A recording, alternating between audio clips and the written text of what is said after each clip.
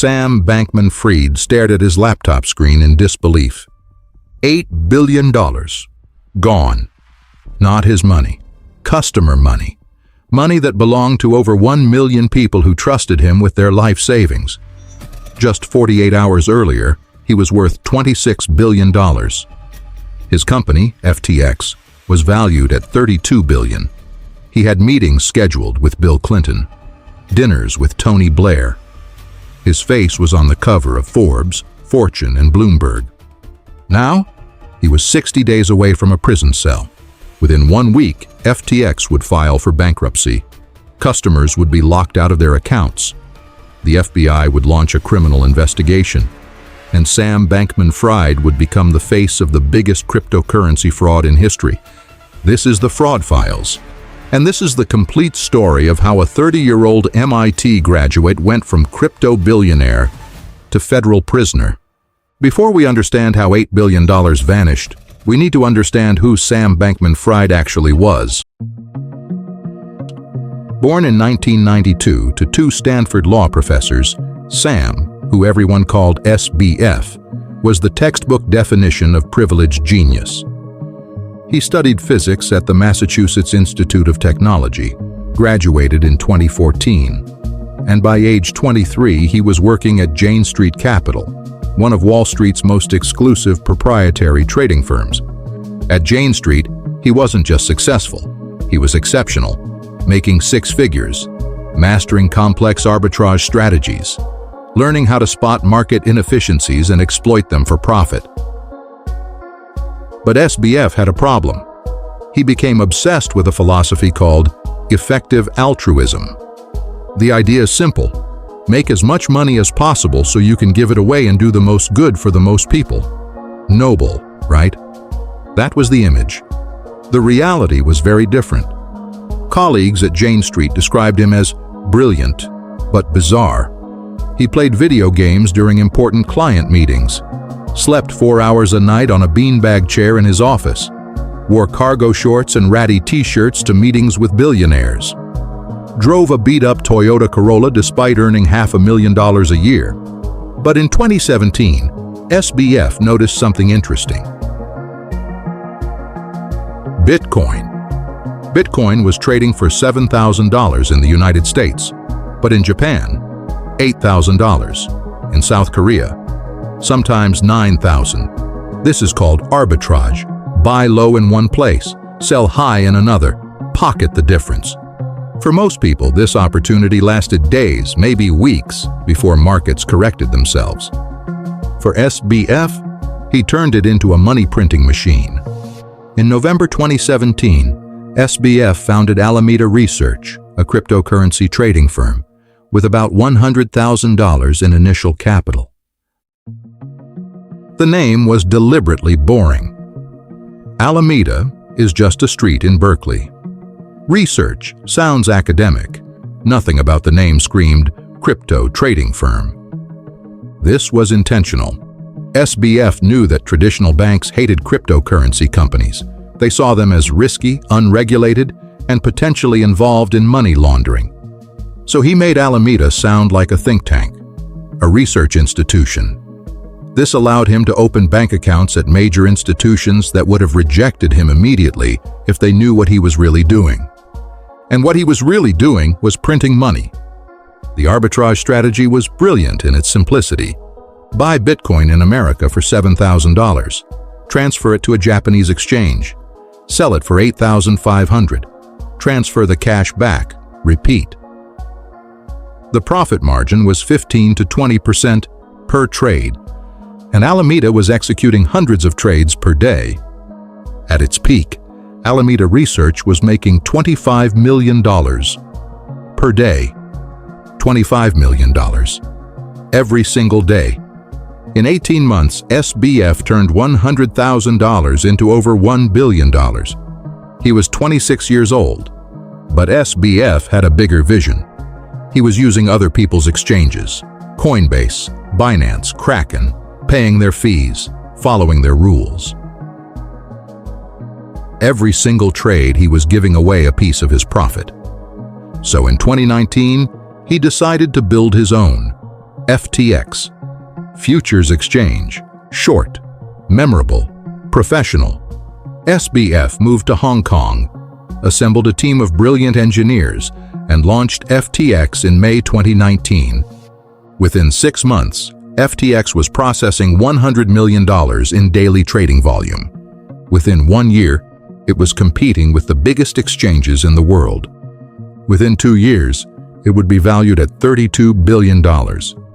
And within 3 years, it would collapse in the biggest fraud in cryptocurrency history. Let's pause here and understand what a cryptocurrency exchange actually does, because this is absolutely critical to understanding how the fraud worked. Think of FTX like a bank, but for cryptocurrency, you deposit your dollars or your Bitcoin into your FTX account. FTX holds those assets in custody. When you want to trade, buy, or sell, they execute the transaction on your behalf. And when you want to withdraw your money, they send it back to you. Simple, straightforward, safe.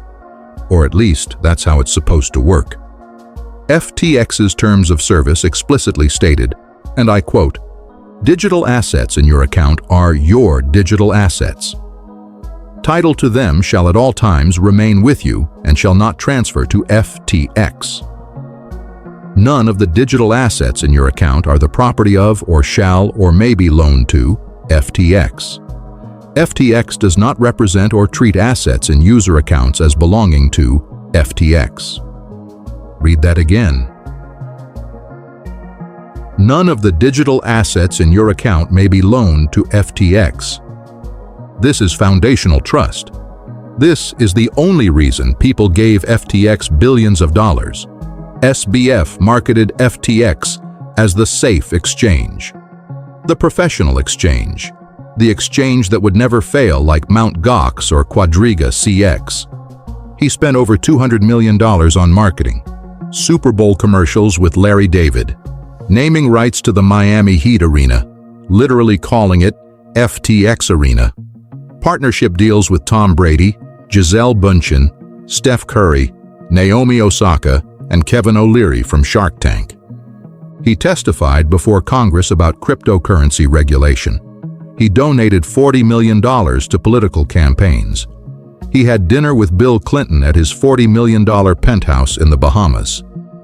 The message was crystal clear. FTX is legitimate. FTX is safe. FTX is the future of finance. Behind the scenes, it was all a lie. Here's where the fraud begins. Remember Alameda Research, SBF's trading firm that made him a billionaire?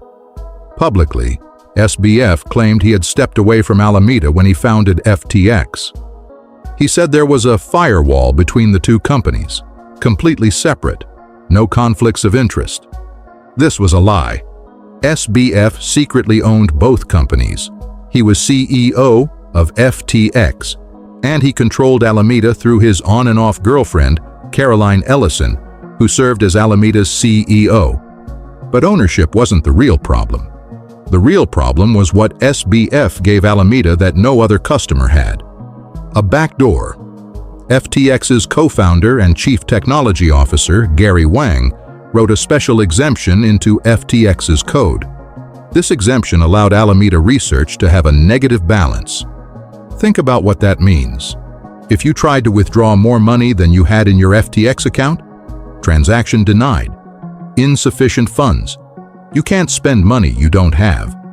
But Alameda could withdraw unlimited amounts, even if their account balance showed negative $8 billion. So here's what was actually happening. Customers deposited $8 billion into FTX. Ordinary people, crypto investors, retirees, college students. They thought their money was sitting safely in their individual accounts, protected and secure. But SBF was secretly loaning that money to Alameda Research. Alameda used that money, your money, customer money, to make massive risky cryptocurrency bets.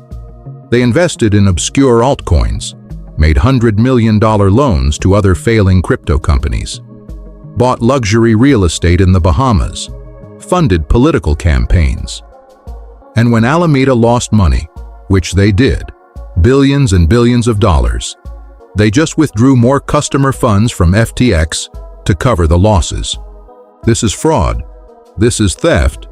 This is a Ponzi scheme with extra steps. The entire structure only worked as long as FTX customers didn't all try to withdraw their money at the same time. As long as people kept depositing more than they withdrew, SBF could hide the hole in the balance sheet. But the hole was getting bigger, and it was about to be exposed. Meet Caroline Ellison, Stanford mathematics graduate, former Jane Street trader, and eventually CEO of Alameda Research. Oh, and SBF's on and off girlfriend. Caroline was brilliant, top of her class at Stanford, worked alongside SBF at Jane Street where they both mastered quantitative trading strategies. But she was also completely in over her head. In June 2022, as cryptocurrency markets were crashing worldwide, Caroline sent a message to her team at Alameda that would later become evidence in federal court. The balance sheet is pretty scary. We're net negative by about $10 billion. Net negative, $10 billion in the hole. And where did that $10 billion come from? FTX customer deposits. In September 2022, Caroline created a balance sheet showing Alameda's true financial position. This spreadsheet would later leak to the media and trigger the entire collapse. It showed that Alameda had borrowed $8 billion from FTX. But here's the truly disturbing part. Of Alameda's $14 billion in supposed assets, nearly $4 billion was held in something called FTT. FTT is FTX's own cryptocurrency token, a token that FTX itself created and controlled. Let me explain how insane this is. FTX loaned $8 billion in customer money to Alameda, and Alameda's collateral for that loan? A cryptocurrency token that FTX itself had created out of thin air. It's like if I borrowed $50,000 from you, and as collateral, I handed you John Bucks, a currency I printed in my basement that's only valuable because I say it's valuable. This is circular logic. This is fraudulent accounting. This is financial engineering designed to hide theft. And somehow it worked, until it didn't. November 2nd, 2022. A crypto news website called CoinDesk publishes an investigative article. The headline, "Divisions in Sam Bankman-Fried's Crypto Empire Blur on His Trading Titan, Alameda's Balance Sheet." The article reveals Caroline Ellison's leaked balance sheet, and the crypto world reads it and realizes something horrifying. Alameda Research, supposedly an independent trading firm, holds most of its assets in FTT, a token created by FTX. And Alameda appears to have borrowed billions from FTX. This means FTX and Alameda aren't really separate companies. They're the same entity. And if Alameda is in financial trouble, then FTX is in financial trouble. The crypto community starts asking questions. How much customer money has FTX loaned to Alameda? Are customer deposits safe? Is FTX solvent? But the real earthquake comes 4 days later, from the most powerful man in cryptocurrency, November 6, 2022. Changpeng Zhao, known as CZ, the founder and CEO of Binance, the world's largest cryptocurrency exchange, sends a tweet that will destroy FTX. As part of Binance's exit from FTX equity last year, Binance received roughly $2 billion USD equivalent in cash and FTT. Due to recent revelations that have came to light, we have decided to liquidate any remaining FTT on our books. Translation: we don't trust FTX anymore. We're selling our FTX tokens and getting out. Binance owned about 23 million FTT tokens, worth roughly $500 million. If Binance doesn't trust FTX, why should anyone else? The market panicked. Within minutes, FTT's price began collapsing. Down 20%, down 40%, down 60%. And remember, Alameda was using FTT as collateral for billions in loans. As FTT collapsed, Alameda's collateral evaporated. The entire house of cards was falling apart. SBF tried to calm the panic. He tweeted, "FTX is fine. Assets are fine." He tweeted, "FTX has enough to cover all client holdings. We don't invest client assets." These were lies, and the world was about to find out. Let's walk through the collapse, hour by hour. November 7th, FTX. Customers panic. They rush to withdraw their money. $500 million in withdrawal requests in the first 6 hours. $1 billion by the end of the day. FTX can't process them all. The money isn't there. Withdrawals are delayed, then paused, then completely frozen. SBF tweets at CZ, desperate. "Hey, are you open to discussing this?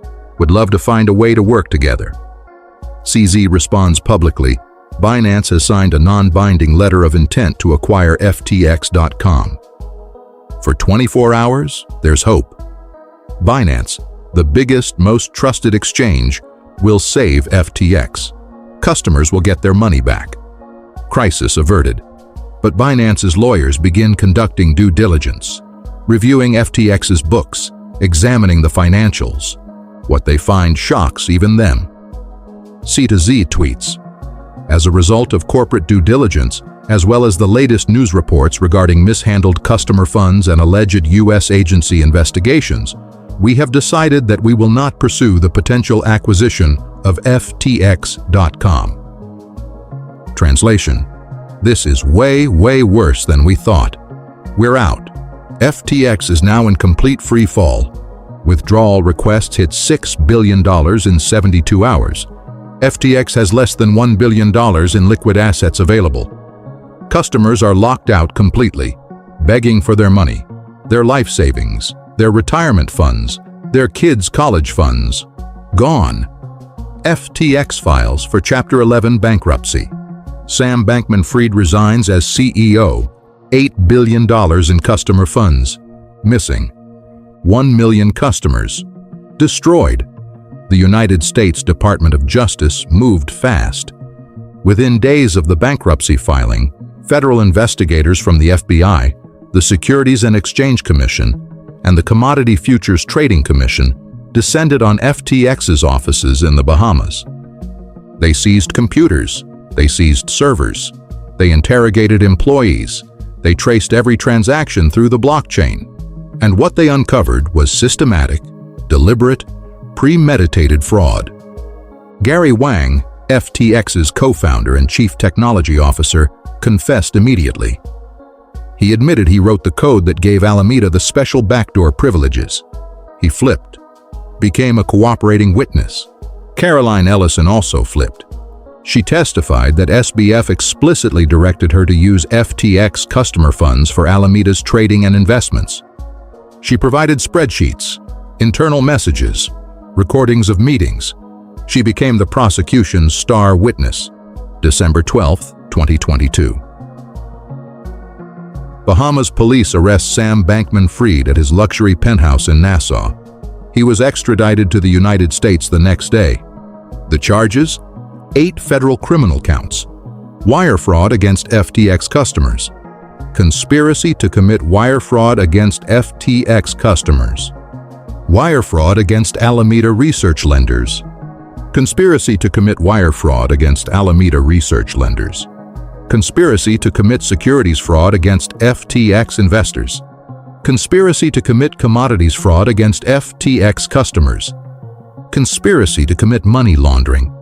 And conspiracy to defraud the United States and violate campaign finance laws. Each charge carried up to 20 years in federal prison. Maximum possible sentence, 160 years. But SBF had a defense strategy, and it was bizarre. SBF's criminal trial began in October 2023 in Manhattan Federal Court. His defense was extraordinary in its audacity. He claimed he didn't know what Alameda was doing with FTX customer funds.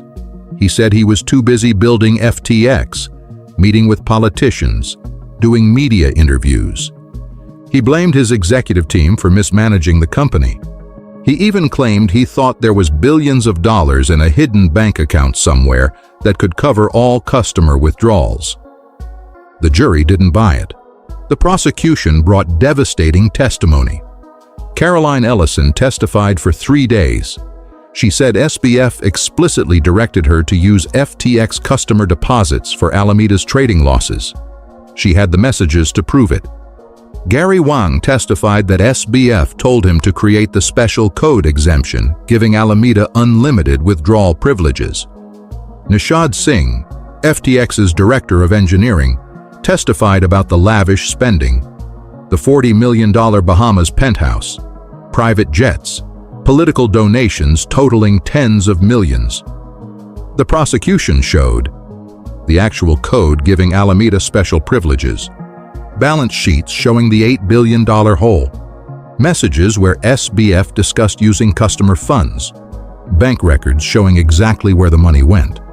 The jury deliberated for just 4 hours. Guilty on all 7 counts. One charge had been dropped earlier. March 28, 2024. Federal Judge Lewis Kaplan sentenced Sam Bankman-Fried to 25 years in federal prison. Judge Kaplan stated, "There is absolutely no doubt that Mr. Bankman-Fried's name right now is pretty much mud around the world. He's now a pariah." The judge continued, "He knew it was wrong. He knew it was criminal.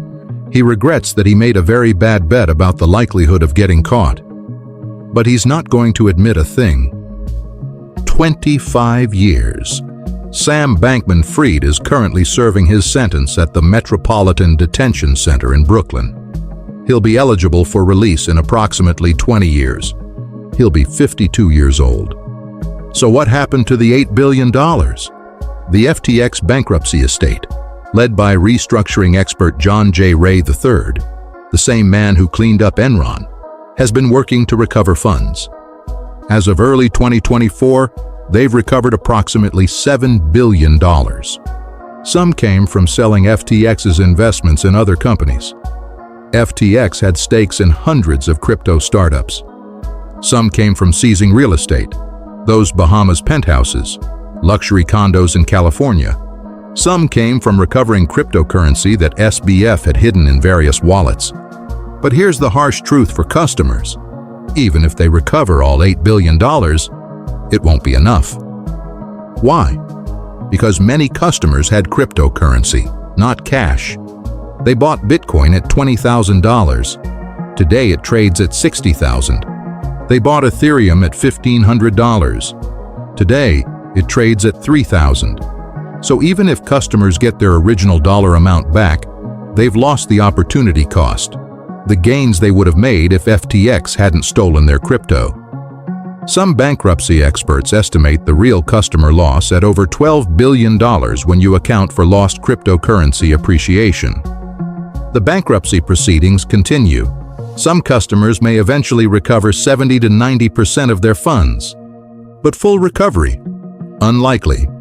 So what can you learn from the FTX collapse? What can you do to protect yourself from the next fraud?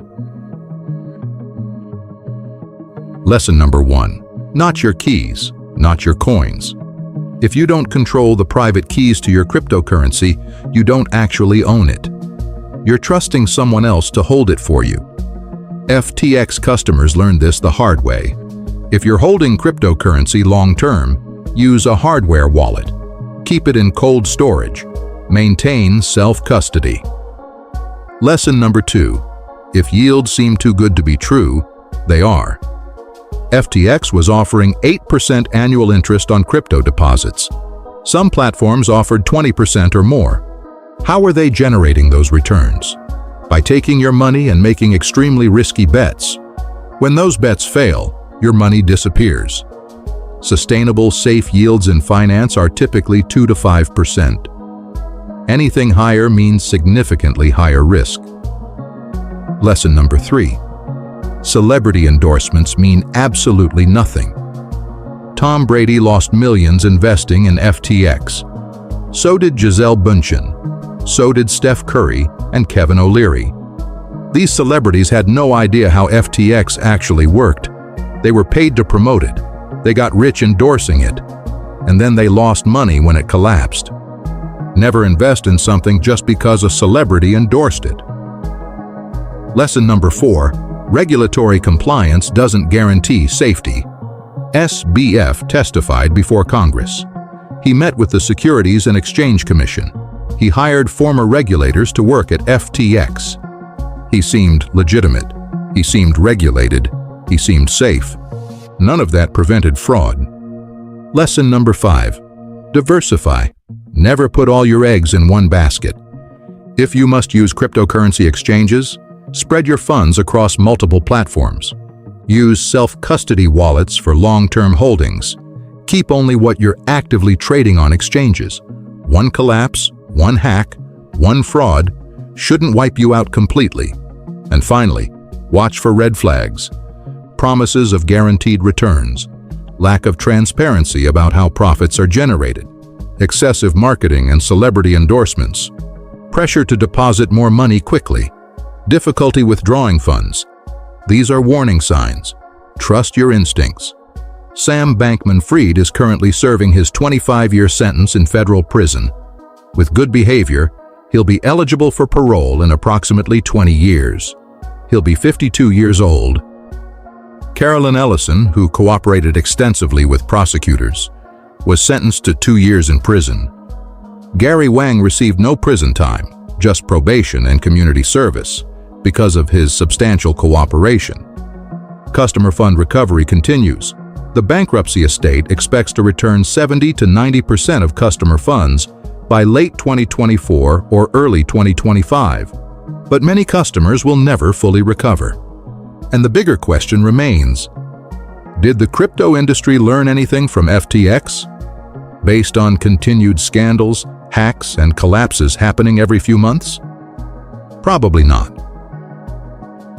This has been the Fraud Files. If you learned something today, subscribe for deep dive investigations into the world's biggest financial crimes. Next week, we're covering Bernie Madoff's $65 billion Ponzi scheme, the largest investment fraud in history. What fraud should we investigate after that? Let me know in the comments. I'll see you next Tuesday.